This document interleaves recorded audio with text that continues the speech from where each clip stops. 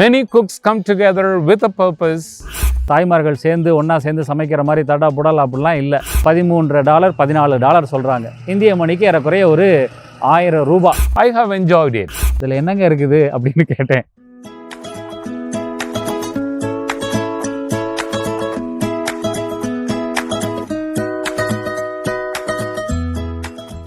Hi, I am talking from USA, Wisconsin state.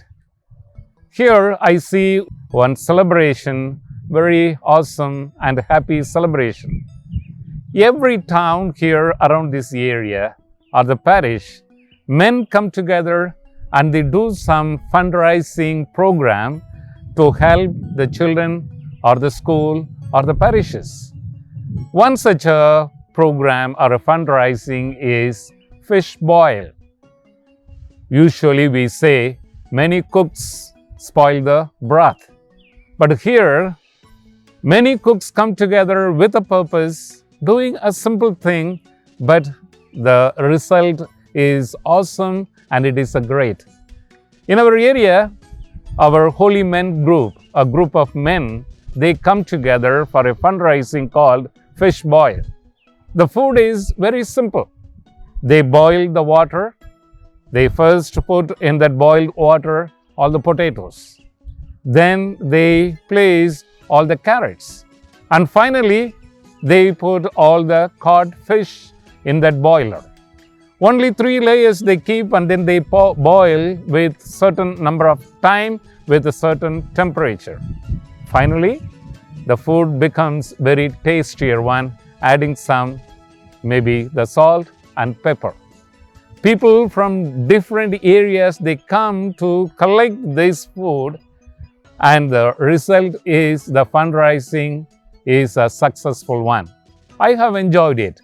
Though it is a simple food, many people, they come together and they cook. And we see different persons having their own work. For example, one person is just a timekeeper. He knows when we have to place the potato. Then after some time he says, now, you can go for carrot, he says. Then finally he says, yes, the cooking is over after placing the fish. Here, not only men are cooking.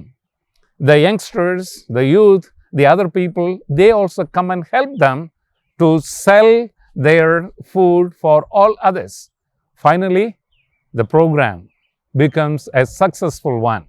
If you want to enjoy, if you were to hear somewhere the fish boil, don't forget to go and enjoy the food. Enjoy the food and enjoy the video that is going to come. என் இணைய தமிழ் உறவுகளே, இந்த அமெரிக்க நாட்டில் நிறைய விஷயங்கள் நடக்குது. இதுவா America அப்படிங்கிற கேள்வியும் பல நேரத்தில் நமக்கு இருக்குது. குறிப்பாக நாங்கள் இருக்கக்கூடிய அருட்தந்தை பாஸ்கர், நான் இருக்கக்கூடிய இந்த இடத்துல பார்த்திங்கன்னா, ஆண்கள் எல்லாம் சேர்ந்து ஒரு நாள், வருடத்தில் ஒரு நாள் வந்து மீன் வேக வச்சு கொடுக்குறாங்க. ஃபிஷ் பாயில் அப்படின்னு அதை சொல்கிறோம். ஆண்கள் ஒன்றாக வந்து அதை சமைச்சு கொடுக்குற அந்த விதத்தை நீங்கள் வரக்கூடிய அந்த வீடியோவில் பார்ப்பீங்க. குறிப்பாக ரொம்ப எளிமையாக சமைக்கிறாங்க. இது ஒன்றும் பெரிய நம்ம தாய்மார்கள் சேர்ந்து ஒன்றா சேர்ந்து சமைக்கிற மாதிரி தடா புடல் அப்படிலாம் இல்லை. பார்க்குறதுக்கு அப்படி தெரியுது.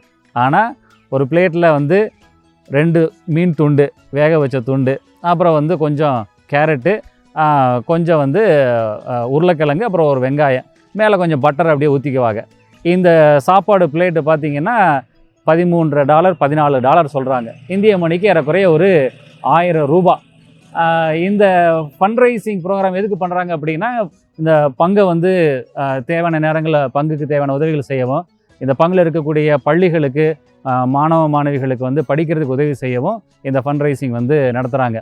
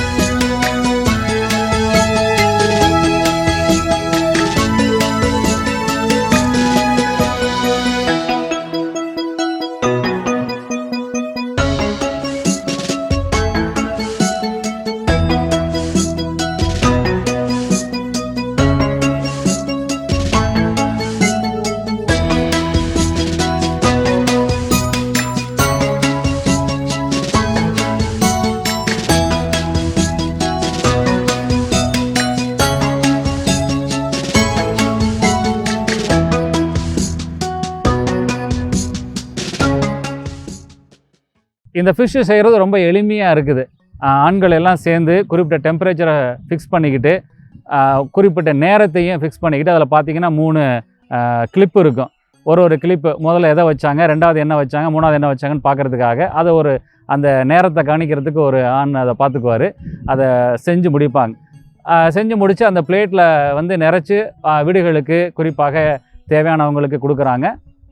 அந்த ஃபுட்டு வந்து சாப்பிடும்போது பார்த்திங்கன்னா, நான் முதலாண்டு இங்கே வரும்போது அதை சாப்பிட கொடுத்தாங்க. இதில் என்னங்க இருக்குது அப்படின்னு கேட்டேன்.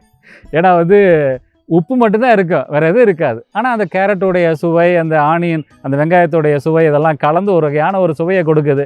பட்டரை மேலே தூவிடுறதுனால சாப்பிட்றாங்க. ஆனால் தொடக்கத்தில் நான் சாப்பிட்றதுக்கு ரொம்ப யோசித்தேன். ஆனால் இப்போ அது பழகிருச்சு.